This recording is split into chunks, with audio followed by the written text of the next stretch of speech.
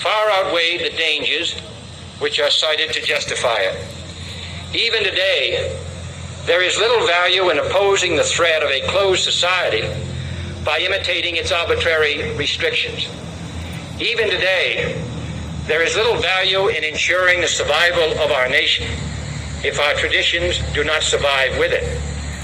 And there is very grave danger that an announced need for increased security will be seized upon by those anxious to expand its meaning to the very limits of official censorship and concealment. That I do not intend to permit to the extent that it's in my control. And no official of my administration, whether his rank is high or low, civilian or military, should interpret my words here tonight as an excuse to censor the news, to stifle dissent, to cover up our mistakes, or to withhold from the press and the public the facts they deserve to know. For we are opposed around the world by a monolithic and ruthless conspiracy that relies primarily on covert means for expanding its sphere of influence, on infiltration instead of invasion, on subversion instead of elections, on intimidation instead of free choice, on guerrillas by night instead of armies by day.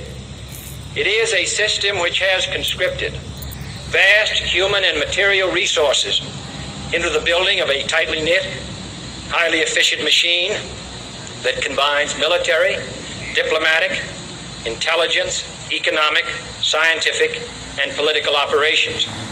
Its preparations are concealed, not published. Its mistakes are buried, not headlined. Its dissenters are silenced, not praised. No expenditure is questioned, no rumor is printed, no secret is revealed. No president should fear public scrutiny of his program, for from that scrutiny comes understanding, and from that understanding comes support or opposition, and both are necessary. I am not asking your newspapers to support an administration, but I am asking your help in the tremendous task of informing and alerting the American people. For I have complete confidence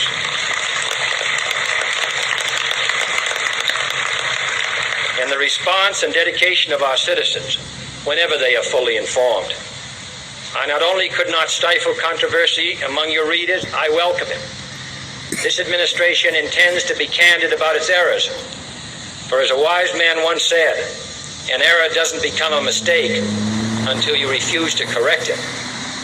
We intend to accept full responsibility for our errors, and we expect you to point them out when we miss them.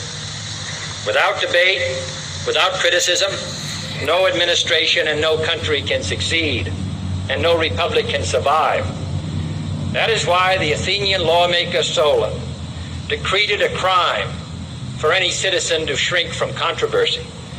And that is why our press was protected by the First Amendment, the only business in America specifically protected by the Constitution, not primarily to amuse and entertain, not to emphasize the trivial and the sentimental, not to simply give the public what it wants, but to inform, to arouse, to reflect, to state our dangers and our opportunities, to indicate our crises and our choices, to lead, mold, educate, and sometimes even anger public opinion. This means greater coverage and analysis of international news, for it is no longer far away and foreign, but close at hand and local. It means greater attention to improved understanding of the news, as well as improved transmission. And it means, finally, that government at all levels must meet its obligation to provide you with the fullest possible information outside the narrowest limits of national security. And so it is to the printing press, to the recorder of man's deeds, the keeper of his conscience, the courier of his news, that we look for strength and assistance, confident that with your help, man will be what he was born to be, free and independent.